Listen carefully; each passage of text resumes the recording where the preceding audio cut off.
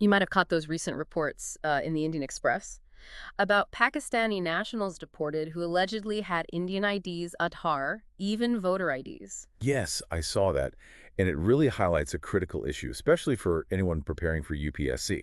Exactly. It shines a light straight onto, the rules around getting a voter ID in India, super relevant for Maine's current affairs and prelim civics too. Absolutely. So today, we're diving into exactly that. Who gets a voter ID, how it's verified, using those Indian Express articles as a jumping-off point, plus the relevant laws. Okay, so the big question we're tackling is, what are the actual rules, and how do authorities, well, try to make sure only eligible citizens get onto those voting lists? Right. The cornerstone is Article 326 of the Constitution. It's pretty clear. Every Indian citizen 18 years or older gets the right to vote in Lok Sabha and state elections. So citizenship and age, the fundamentals. Precisely. But it's not automatic for everyone who meets the age criteria. There are specific disqualifications. Ah, okay. What stops someone from being registered? That's laid out in Section 16 of the Representation of the People Act, 1950.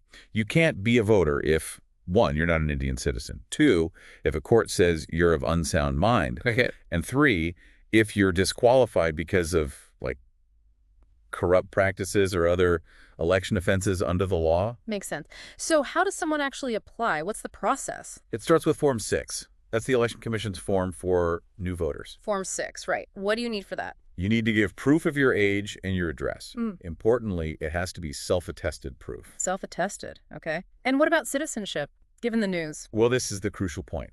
When you first apply with Form 6, you don't actually need to submit separate, explicit proof of citizenship documentation. Really? So it's based on trust, initially? It relies heavily on a self-declaration. You declare on the form that you are an Indian citizen. But what if someone lies on that declaration? There are consequences. Section 31 of the same Key Act makes it an offense. Making a false declaration about citizenship can lead to up to 1 year in prison, or a fine, or potentially both. Okay, so it's taken seriously. But who checks this after you submit the form? That's where the Electoral Registration Officer, the ERO, comes in. And also booth-level officers, BLOs. EROs and BLOs, what do they do? Their job is to verify the applications. They look into the details provided, and they also handle objections if anyone raises a concern about an applicant. Objections, right. And the ERO, specifically, has the duty to ensure the electoral roll is accurate, meaning no ineligible people and definitely no non-citizens are added. They're supposed to verify citizenship, especially if an objection is made.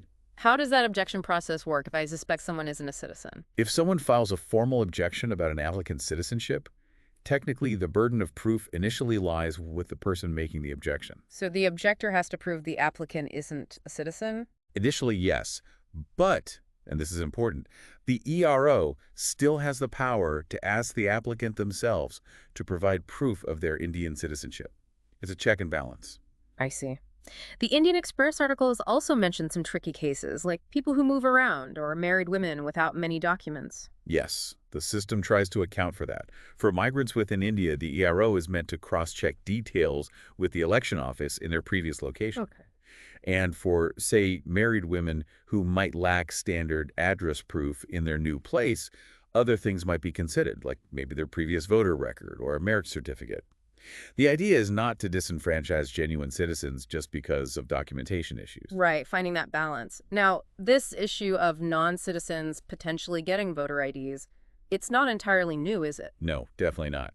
The Election Commission has acknowledged this in the past and has run drives to clean up the rolls, removing ineligible names, including non-citizens, when objections were proven. And what about newer ideas like linking Aadhaar to voter ID? Is that the silver bullet? Well, the ECI is pushing for that linkage. The hope is it tightens things up, helps weed out duplicates, and potentially ineligible entries. But there's always a but, isn't there? The but is, as the Indian Express also pointed out, Aadhaar itself isn't proof of citizenship.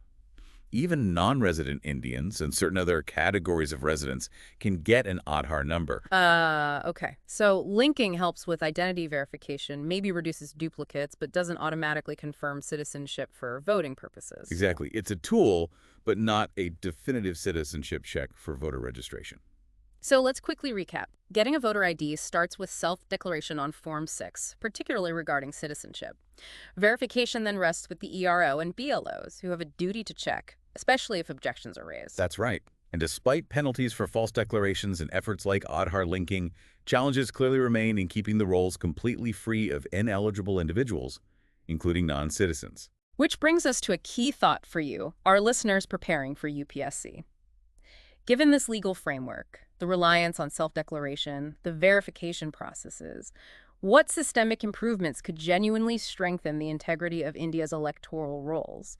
How can instances like those reported be better prevented? That's the critical question to ponder. It touches on law, implementation, technology, and fundamental rights. Absolutely. A really important area to understand for your exams. So if you found this deep dive helpful, do give us a like, subscribe for more, and definitely leave your comments or questions below. And remember, staying updated via sources like the Indian Express is vital. Keep thinking critically about these issues. Until next time.